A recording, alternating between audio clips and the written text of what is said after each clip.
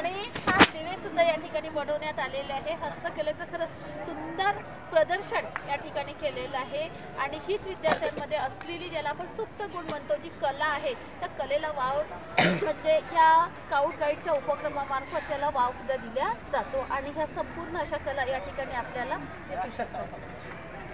दिवे तयार केलेले आहे विद्यार्थ्यांनी सुंदर असे।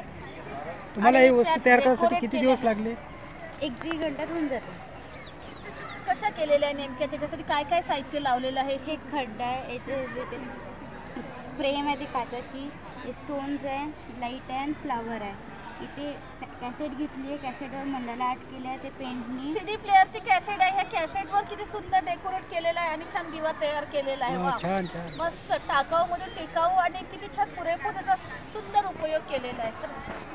छान त्याला आपण काय म्हणतो पायपूस तयार केलेली आहे, हे आपल्याला बघू शकता। हे तयार झालेलं आहे थोडंसं विण मुलींनी, त्यासोबत त्या दोन म्हणजे सुया सुद्धा आहे आणि सुंदर असे पायपूस त्यांनी असं तयार केलं।